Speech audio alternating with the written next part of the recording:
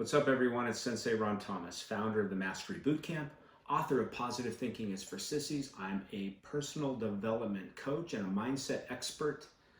I coach people mostly in the area of mastery, life mastery, if you will, mindset, excellence. And I'm coming to you today because we're in the middle of something that we've never seen before, right?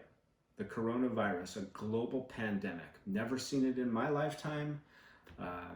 Most of us have never experienced what we're going through right now, and I realize that there's a lot of chaos out there. There's a lot of, frankly, just straight up fear, and it's warranted. And I think all of us are experiencing that to some degree or another. There's a lot of uncertainty, of course, that's creating a lot of anxiety. People are losing their jobs. Companies are going to go under. It's crashing our economy. And so I'm not sharing with you anything you don't already know. But what you might not know is how to deal with it.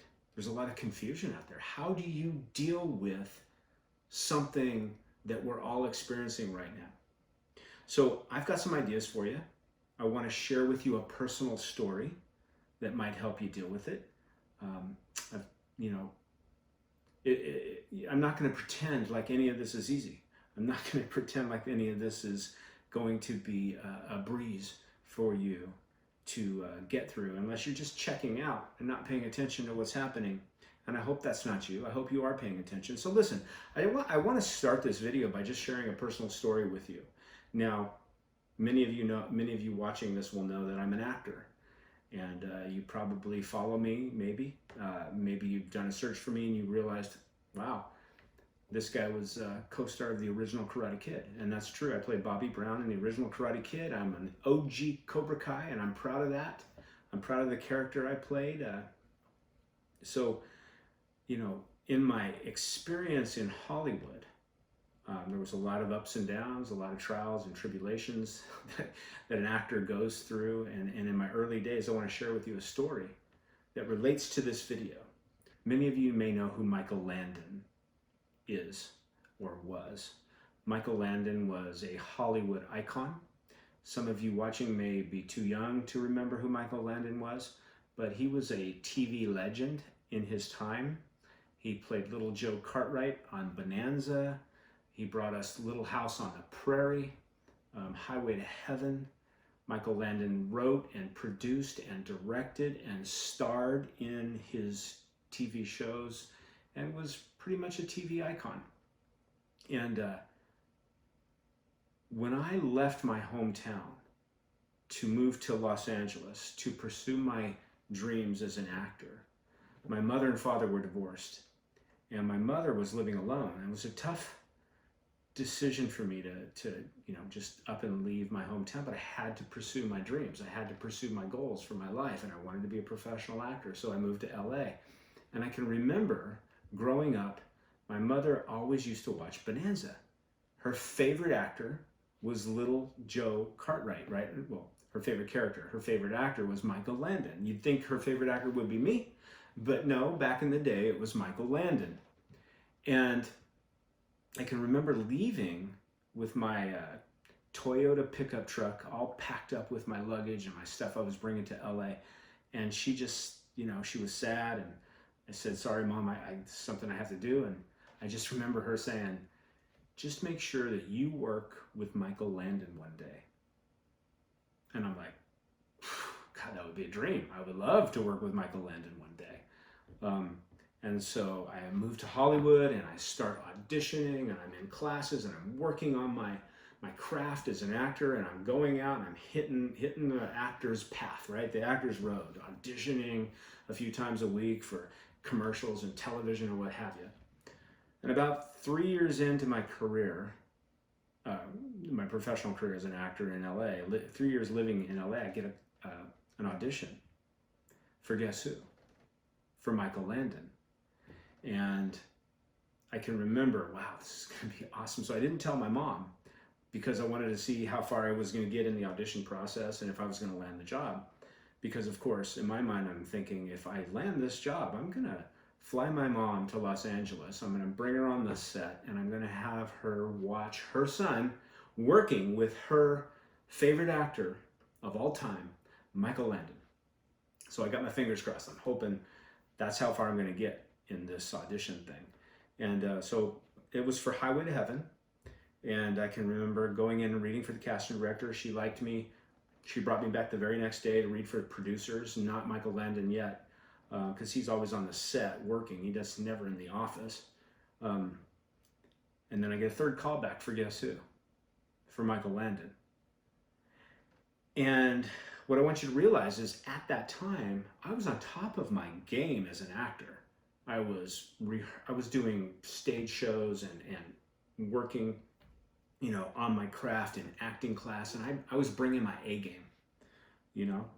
And so the casting directors and the producers that I had read for thus far saw that, brought me in to read for Michael Landon. And when you go in to read for Michael Landon, you have to go to the set because that's where he is. He's already filming something because, again, he used to write, produce, direct, star in his favorite show, in his shows.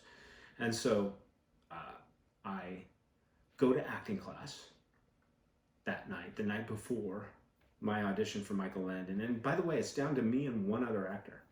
And I had this overwhelming intuition, instinct, feeling, sense that I was going to nail this part. I was going to get it. And I go to my acting class. I come home late at night because I was living in the San Fernando Valley, if you're familiar with Los Angeles at all. My acting class was all the way in Hollywood. I had to drive, my acting class got out about 11:30 at night. I had to drive all the way home, about a 40-minute drive with no traffic at that time of night. I get home at that time of night, and there's a sheriff at my door. I'm like, I walk up to my door. He says, "Are you Ron Thomas?" I say, "Yeah." He says, "I'm sorry to inform you, but your mother's passed away." I'm like, "Excuse me? Sorry to inform you, your mother has passed away." Now, if that's not a surreal life moment, see, I didn't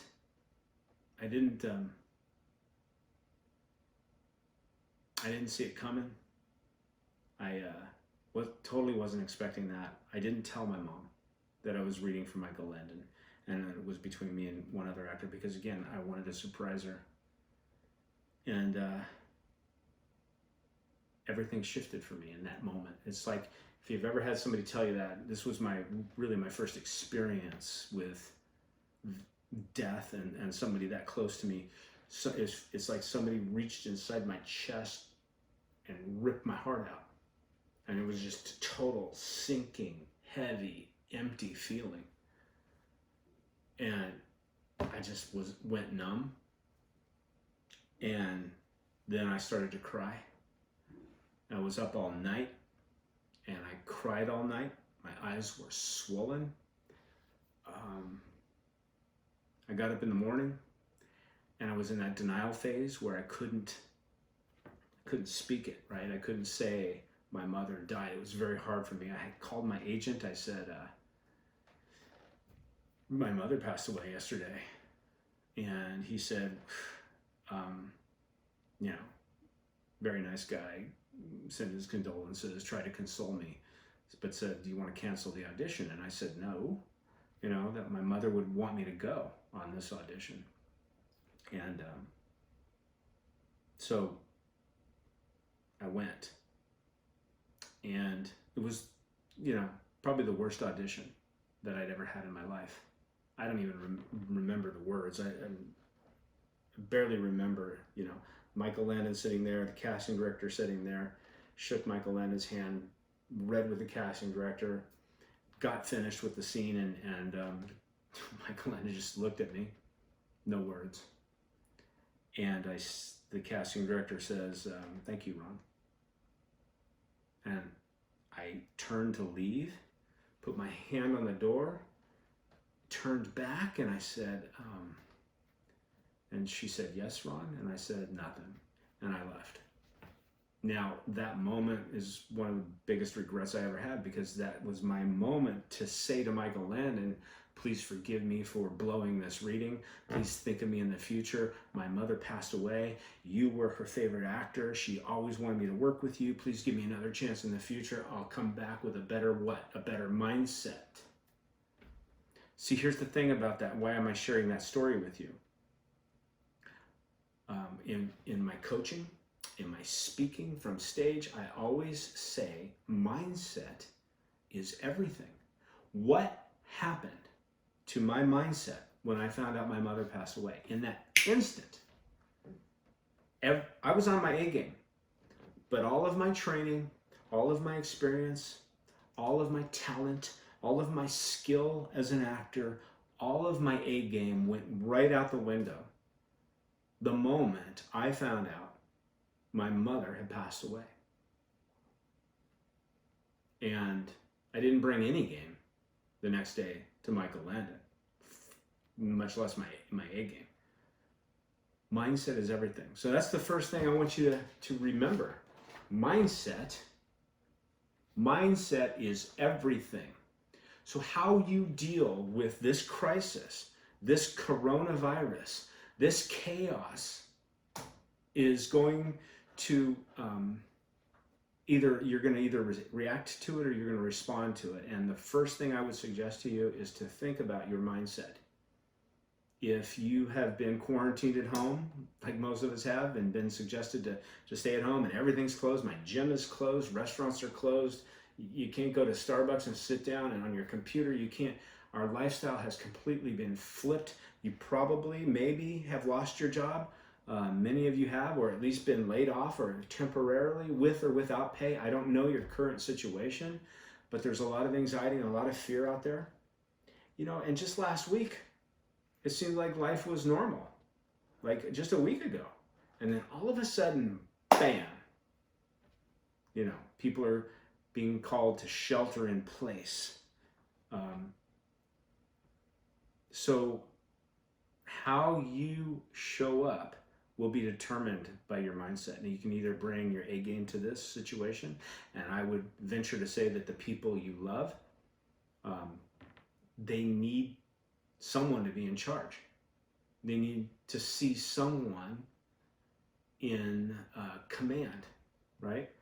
And so your mindset is going to help you determine that. Now, I get it. I get external things can throw you off and throw your mindset off. And again, I'm not saying that any of this is easy. I'm not going to pretend like this is going to be easy. But I just want you to realize how fragile your mindset can be. If I had been able to manage my mindset during that time, between the time I found out my mother had passed away and the time I read for Michael Landon, perhaps things would have been different. Perhaps I would have booked that job and gotten to work with Michael Landon after all. But then, of course, Michael Landon passed away later on as well, so I never got the chance to work with him. But I always admired him, and you know, mindset is everything. And that story, I share that story with you just for one reason, just to show you how dramatically your mindset can shift in an instant. And I'm guessing that for many of you watching this, that's exactly what's happened in the last week or so. But you got to get back to center. You can't allow these things to be thrown off center. And that is where mastery comes in. Much of my coaching centers around life mastery and self-mastery and mastery in general. Because I've wrote this book called Positive Thinking is for Sissies, right? What do I mean by that? I didn't say positive thinking is a bad thing. I think you should think positive. I said it's for sissies, because if your attitude is, well, I'll get through this. There's a silver lining in every cloud. When one door closes, another one opens.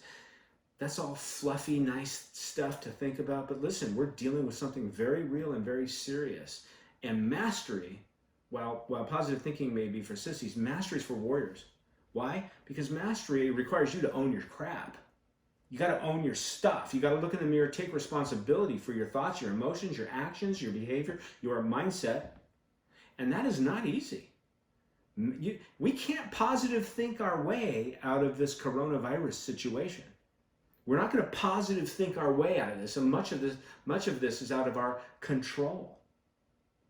So that's the third element I want to talk to you about, and give you a little tip on it. This idea of controlling ourselves, controlling our thoughts, controlling our emotions, much less controlling our environment, controlling other people. Many of you control freaks try to do that. Control others, dictate how, push and pull at life, and push and pull at people and situations and circumstances. And think about that, how much anxiety and tension and force and domination that control requires. We've been told all our lives, hey, you gotta exert some self-control. But if you think about the word control, it brings up all of that stuff: anxiety, tension, forcing, pushing, pulling. Have you ever noticed if you push and pull at someone, they tend to push or pull back? Most people. Have you ever noticed that if you push and pull at life, life will tend to push and pull back? So it gets exhausting trying to control everything. And I know you know what you're dealing with right now. What we're all dealing with is largely, a lot of it is out of our control. Not all of it. I mean, if you listen to the experts, you get the facts, you pay attention without allowing yourself to get thrown off center, but you observe, not participate in all the chaos and all the fear and all the anxiety and the negativity, but actually observe it so you're aware of it, gather the facts, listen to the experts, do what they're telling you to do. Unless you're a medical pandemic doctor, expert on this, I advise you to listen to what they're asking us to do. But in your own world, when you're quarantined or sheltering in place and social distancing, it's not about, these are things that are within your control, but listen, that word brings up a lot of stuff. What about being in command? What about being in charge? So commandment is the last word I want you to think about today. Commandment. Not control, but command. So how can you be in command of your mental state, your emotional state, in command of your life, in command of your mind, in command of your mindset, in command of your world and your environment? Think about those two words side by side, because everything carries energy. There's a different energy that control carries versus command. Being in command, being in charge. To be in charge requires you to be a leader. It requires you to be one that people want to follow. Nobody wants to follow somebody who's chaotic and, crazy and anxiety ridden and off center. Those who are in command are showing up. It doesn't mean they don't experience fear. It doesn't mean I don't experience fear. It doesn't mean you shouldn't either. It doesn't mean you don't, get a little worried about what's happening here, what might happen in our future. But being in command keeps you in a centered place and on balance, where you're not getting pulled off of balance by all of that negative energy. Because again, the people around you, your family, the people you care about, they need you to be in charge and in command of the situation. And there's a lot of things you can do, a lot of ways you can think, a lot of ways you can show up that would help you to be in command and in charge.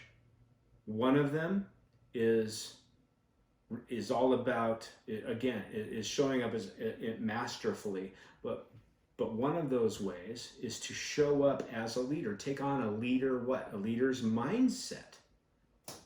As soon as you switch to being a role model, knowing that people are looking up to you, and even if they're not, pretend as if people are looking at you and looking up to you, for example, for showing them the way, as soon as you assume a leader's mindset, then you take more command over the situation. You act as if you're in charge. You stay centered in the midst of chaos, in the midst of negativity, in the midst of anxiety. So I'm going to first ask you to show up as a leader, to take on a leader's mindset, and ask yourself, well, and if you don't think of yourself as a leader, then try. If I were a leader, if I were leading a team, if I were in charge of this situation and in command, then how would I behave? What would I be thinking? What would I do? I bet you wouldn't check in with the news every 5 minutes. I bet you wouldn't check in with the negativity and start to participate in it every 5 minutes.